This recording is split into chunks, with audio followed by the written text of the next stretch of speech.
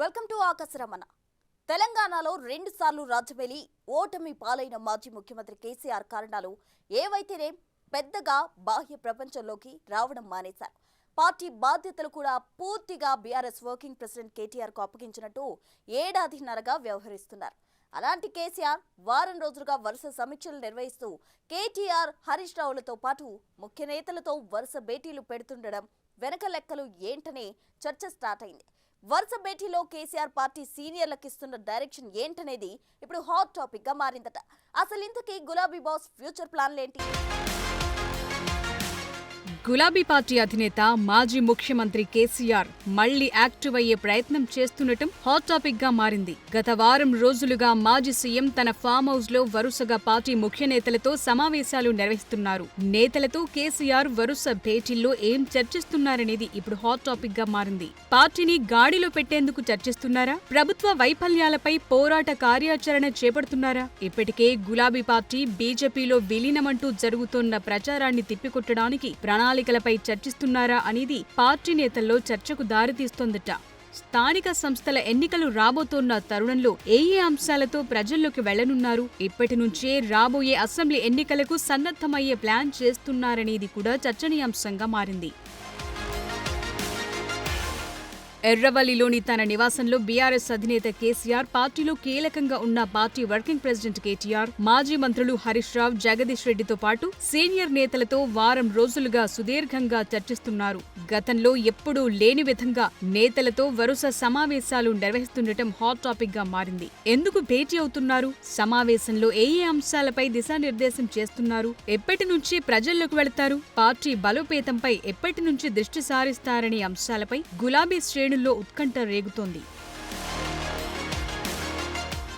అదే సమయంలో వ్యవసాయ రంగంపై ప్రభుత్వ నిర్లక్ష్యాన్ని ఎండగట్టేందుకు గులాబీ బాస్ సన్నద్ధమవుతున్నట్లు ప్రచారం జరుగుతోంది. అదేవిధంగా బనకచెర్ల ప్రాజెక్టు, కాళేశ్వరం, పెండింగ్లో ఉన్న ప్రాజెక్టులు, ప్రభుత్వ వైఫల్యాలను ప్రజల్లోకి తీసుకెళ్లేందుకు ప్రణాళికలు రూపొందిస్తున్నట్లు పార్టీ నేతల నుంచి సంకేతాలు వెలువడుతున్నాయి.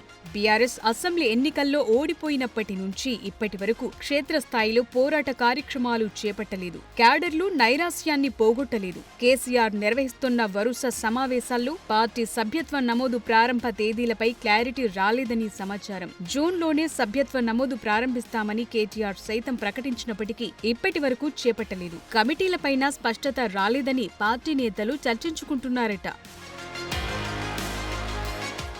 వరుస భేటీల్లో ఎమ్మెల్సీ కవిత అంశం ప్రస్తావనకొచ్చిందా లేదా అనే దానిపై పార్టీ నేతల్లో ఉత్కంఠ నెలకొందట.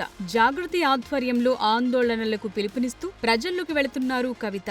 ఆమె వరుస కార్యక్రమాలు చేపడుతూ ప్రజల్లోకి వెళుతున్నప్పటికీ పార్టీ ముఖ్యులు కనీసం చర్చించలేదని, ఆమెను కావాలని దూరం పెట్టారనే ప్రచారం జరుగుతోంది. దానికి తోడు గతంలో కవిత, ఈ మధ్య కాలంలో ఏపీ ఎంపీ సీఎం రమేష్ సైతం బీజేపీలో బీఆర్ఎస్ విలీనం అంశంపై వ్యాఖ్యలు చేశారు. ఈ వ్యాఖ్యలు రాజకీయ వర్గాల్లో పెను దుమారం రేపాయి. ఇలాంటి తరుణంలో కేసీఆర్ వద్ద ఎమ్మెల్సీ కవిత అంశాన్ని నేతలు ప్రస్తావిస్తున్నారా లేదా అనేది అందరూ చర్చించుకుంటున్నారు.